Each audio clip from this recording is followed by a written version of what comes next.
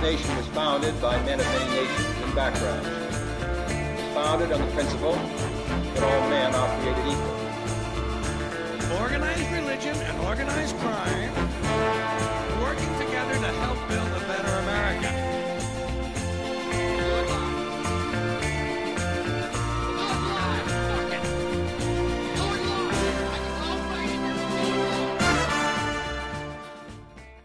Hello, America. Hello, Utah. My name's Gaston Arbitro, and we have another lovely episode of the Citizen Noise Exchange lined up for you, all you sexy bastards out there in listener land. My name's Gaston Arbitro. Hey, Jacob the Pious, Jacob the Wise, here again, telling you that only turkeys and chickens have left wings. Boom, motherfucker. My name is Colby Tapp. Just like to say I'm glad to be here, and we have a very special episode of the Citizen Noise Exchange for you. To my right is Percival Bilderberg. Percival, take it away. Percival Windsor Rockefeller IV. Here as a fair-weather friend, serpentine shapeshifter guest of the C.N.E. team. And I'm glad to be here. The next segment is called The Slimy American. We are all familiar with this one. This is an editorial piece by Colby Tapp. And here we go. Hello and welcome to The Slimy American. My name is Colby Tapp, and my aim as host of this segment is to guide you on an adventure. Sifting through the social and political landscape, identifying and exposing the fine examples of vulgar American refuse we find along the way. A voyage across the vast toilet bowl of American culture, intellectually sinking the dense yet airy turds that dare float to the surface. Thank you for joining us here on The Slimy American. As you heard, I'm your host, Colby Tapp. Starting off, I'd just like to address, we got a YouTube comment last week, and I appreciate that very much. I love any kind of comment regarding how you feel. If I made you feel something, that is success to me. Oh, yeah. Regardless. So this gentleman, he had a lot of great points. I would like to see more. He just, he kind of proposed maybe that we, and I reflect on this myself, that maybe we had appeared a little bit one-sided with maybe the first Slimy American going after Republicans. So thought I'd balance that out with this segment this week. And my Slimy American selection for this week is Nancy Pelosi. Now, she began her political life in 1976, and she's proposed and carried out, some good humanitarian legislations in her career, no doubt. But she kind of rose to prominence in the early 2000s to mid-2000s due to her defiance of George W. Bush and all of his policies, all of that. She kind of made herself a lightning rod and sort of a figure of the opposition. And she would, in that era, throw around the talk that, if she were to gain a little bit more power, maybe the House majority, that she would follow through with maybe some impeachment processes on George W. Bush. So in 2006, January of 2006, the Republicans lost the majority of the House of Representatives in the United States, and effectively making Nancy Pelosi the House Majority Leader of the U.S. Congress. And so following all of that rhetoric of anti-war, anti-surveillance, all of this stuff, and, we might impeach the president, he's gone too far. As soon as she gained power and the Democrats gained power in the Congress, they basically just became complacent to any legislation. And if they made any outspoken kind of statement against it, it was all for political show. But anyways, when she actually, sorry, I apologize. It was November 2006 that she became House Majority Leader, but the session went into effect January 2007. But she effectively was the first woman Speaker of the House of Representatives, or House Majority Leader. And she held the highest position any female had ever held in American politics in history. But so in 2008, when she was up for re-election after having backed down for all of these, all these radical statements about anti-war, anti-surveillance, and all this stuff, Cindy Sheehan, I don't know if you know who she is. She was an Iraq-era war protester who her son had died in the Iraq War, and she wanted to just, she kind of made herself a lightning rod as well for the anti-war movement. But she ran against Pelosi and lost, and Pelosi was re-elected. She's a congressman from California, by the way. But all she has ever done, especially since Barack Obama has gotten elected, is perpetuate Patriot Act, voted for these illegal war interventions. And I mean, it goes to show the Democrats, even the voting Democrats knew it, and even, the voting public in general knew it, that when 2010's voting processes came around, the Democrats lost the majority of the House, and Nancy Pelosi became House Minority Leader.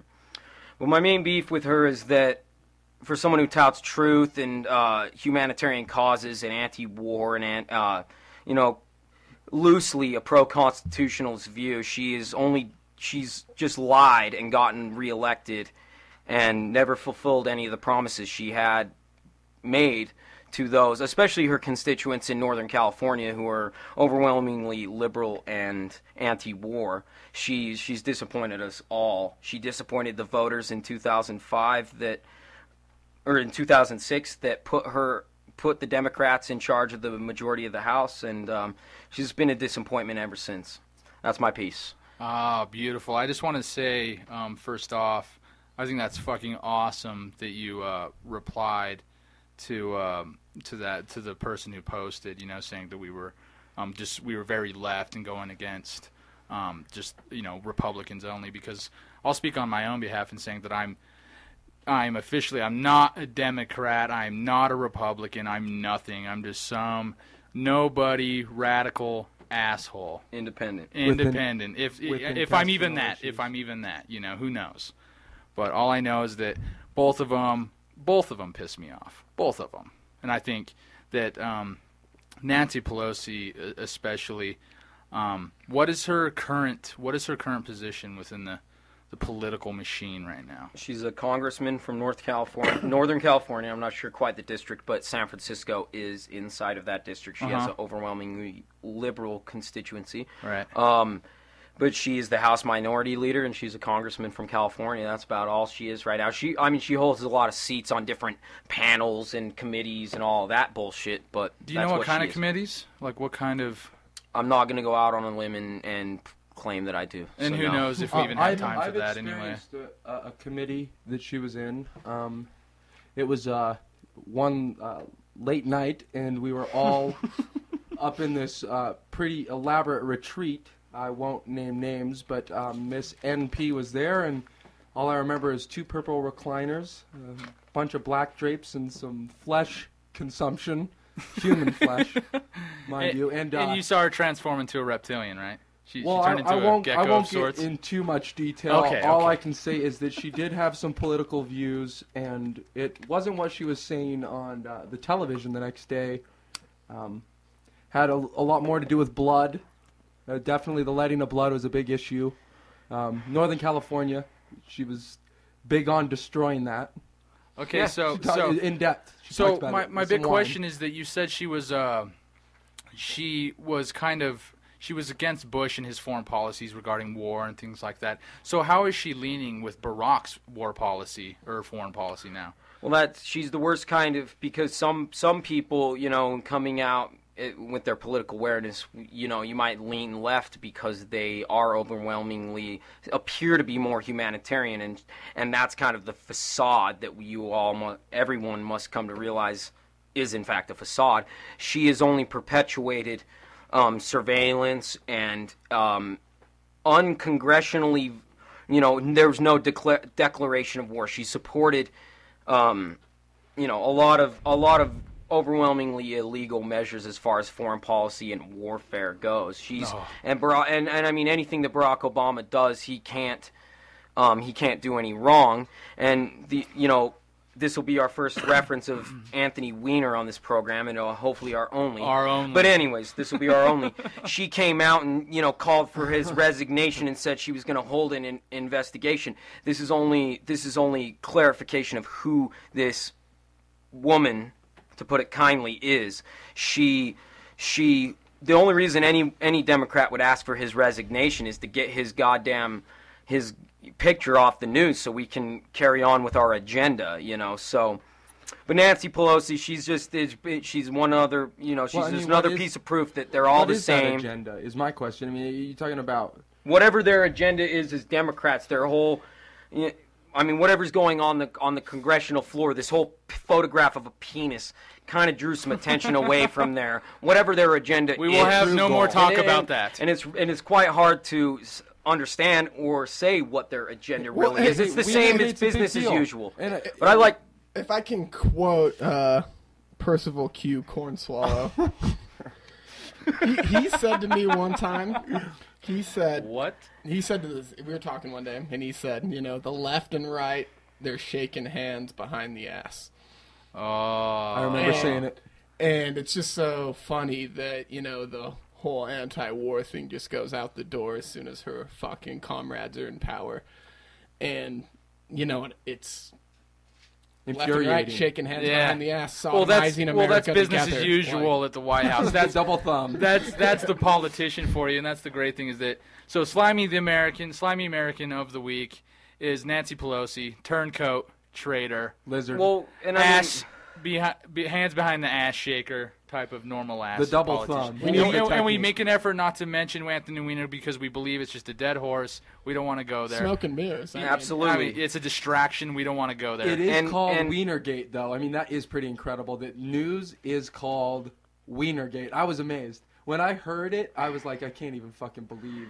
Well, it's a great pun because he's a guy named Wiener taking pictures of his own wiener. Yeah, it's great. It's great, and I'm sure the Republicans love it. And because it's not a Republican with his dick and a little kid in an airport bathroom or something. You know what I mean? Like, or at least another man. Yeah, I'm sorry I drew us into the Wiener thing. I just Wienergate. Just a dead horse. It was Watergate. We had Watergate. Climate. But let me just close it out with something about Nancy Pelosi. It's going to be Poo-Poo Gate next, maybe. I just want all of our listeners to know that we are looking at the broader spectrum of what is really going on in politics and in our society. And so with this Nancy Pelosi, with our Orrin Hatch, we will carry on and just expose these people and discuss them and further prove the point that there is no sides to be taken other than truth and knowledge, information. That's our goal here at the Citizen Noise Exchange. And Nancy Pelosi, when you guys go out and vote, hopefully in the